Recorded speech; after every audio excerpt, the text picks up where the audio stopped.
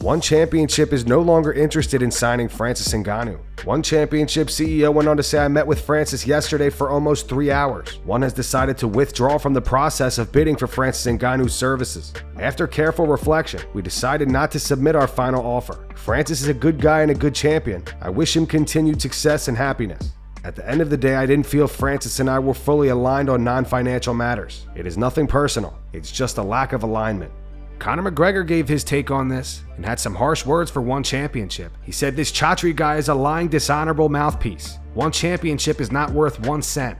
Ariel Helwani on the MMA Hour reveals that he spoke to Francis about this. Francis thinks that One is attempting to show that they're in control, when really PFL just had a better offer, and Francis was leaning towards signing there anyways. So I said, all right, well, there's his side of the story. Let me get Francis's side of the story, right?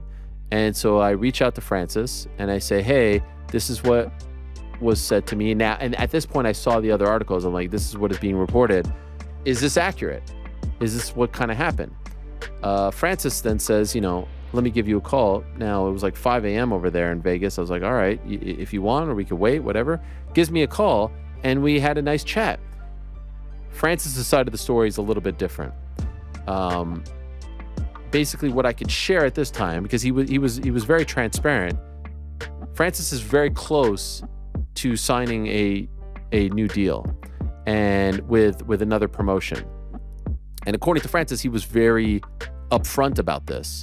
And so they left the meeting on good terms, but both of them came to an understanding that because he had already kind of verbally committed to someone, more than likely he's not going to win.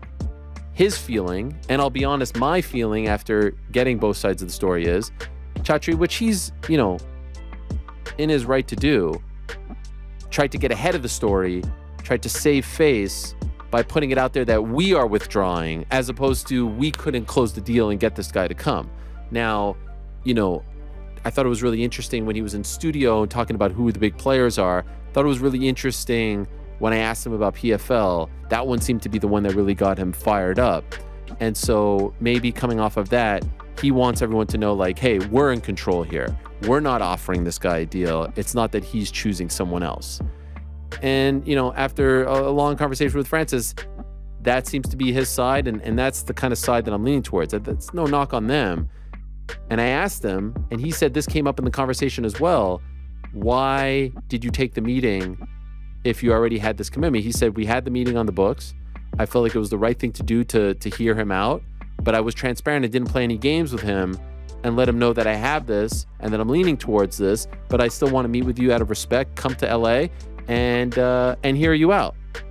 I think Chatri, wanted to do a deal with Francis, is my understanding, came to the realization that he can't do a deal with him because he had this verbal commitment.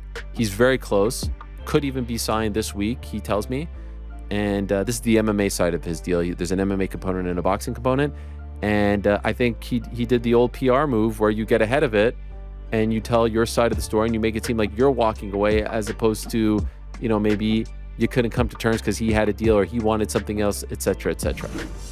After his split decision loss to Eddie Alvarez, Chad Mendes explains why he retired. Speaking to media, Chad said, I've been going back and forth with this. Obviously, I retired from the UFC back in 2018, and I was honestly done. I've been pouring my heart and soul into a few businesses and just spending the family quality time that I love doing. I had no desire to fight, but something like this came up, and obviously the pay is really good, and it's something that's new, which kind of excited me, so I did it. I was done after that first one, but then they dangled somebody like this dude in front of me, so I was like, all right, I'll do one more. This could be the retirement fight. I just don't need to be doing this anymore. It's fun, but I feel like at this point I'm just being selfish. I've got a solid family that loves me, and I've got other things in the works that I pour my heart and soul into to be successful at. But man, that was one hell of a fight. Israel Adesanya and Alex Pereira had a little back and forth. Alex Pereira tweeted this video. He wrote, "We are the best, but I'm still better. Numbers don't lie. 3-1. Izzy responded saying it's quality over quantity over here. 3-1. You can keep that. Whatever helps you sleep at night. Pereira responded saying KO'd in kickboxing, then helped into a stretcher. Defeated in a decision. TKO'd in the UFC. That's more of a quality than one KO in UFC. Sean O'Malley and Tim Welch on the Timbo Sugar Show react to Eddie Alvarez versus Chad Mendes this past weekend. They also discussed Conor McGregor showing up and doing a face-off with Mike Perry. How fucking sick was Mike Perry getting on Luke Rockhold like that? Yes.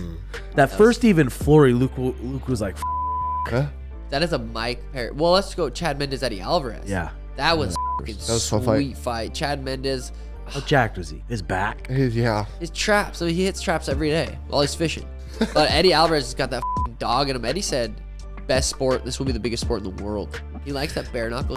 I don't know if I was seeing things, but it looked like Eddie's right hand, like after that third round, was like ballooned up, like swollen and ballooned, and he was still throwing it just ruthlessly. He kept shaking it. They both kept shaking their hands. Eddie's so fucking sweet to watch. Every time he gets dropped, like most of his fights, he gets dropped, like he's gonna go out, and then gets up and just comes back. And how about both got Conor dropped, right? just being outside cage like a kid? And then it was sweet when he came in with Mike Perry. He's like, "How about Cowboy Cerrone? I took him out and won." That was his first thing he said. Dude, yeah, he ain't fighting Chandler anytime soon. Chugging that bottle of whiskey. Or maybe he is. He was shooting that when he fought Habib. It's a huge fight. He knocked out Eddie. He knocked out Chad Mendes. Mike and Luke Rockhold's a huge fight. It's probably like, I want to see that. Mike Perry's, that's his sport. bro. Yeah, dude, I love it. That left hand he ate from Luke. Uh-huh. And then go back the 2 minute rounds. Ate that left hand, go back to the corner. Calm as a cucumber. He's just got his neck and his pit bull head. It's Every crazy time. the day of the fight that the odds changed. Luke Rockhold was the favorite for a while, but then Mike Perry on the fight night was the favorite. Really? Kamaru Usman and Khamzat Chimaev have agreed to fight each other next. Kamaru believes that defeating Khamzat Chimaev will lead to a 4th fight with Leon Edwards. Kamaru did an interview with ESPN this week. He said, "I think Leon needs to definitely keep defending the belt. Myself, I'm number 1 in the world in that division. I think it's who's number 2? Colby. So Colby. Yeah, Colby's 2. They're gonna fight and 3 is Khamzat. I think a fight with myself and Khamzat, boom. If he keeps winning, I think that's the 4th fight for sure. 100%. Bredo Komodo reposted this clip to his Instagram. Khamzat Chimaev left a comment. He wrote "rock and roll, baby," with a handshake emoji. Who do you guys got between Khamzat and Kamaru? Post predictions in the comments. And that's going to wrap it up for the news. Thanks for watching. If you enjoyed the video, be sure to subscribe to Full Mount MMA and click the bell icon to be notified when we post future ones. Here are the 3 top comments from last video. The first one's from Berto McGirdle. It says Mike Perry is about to sign the biggest contract in BKFC history, and he deserves it. The second one says, imagine the things that Cejudo and Sterling must have been thinking while they were talking and trying to stay respectful. And the final one's from Parker. It says, I personally like it when Henry puts his input on fights. He seems to analyze and game plan very well. Got to remember, part of analyzing is criticizing.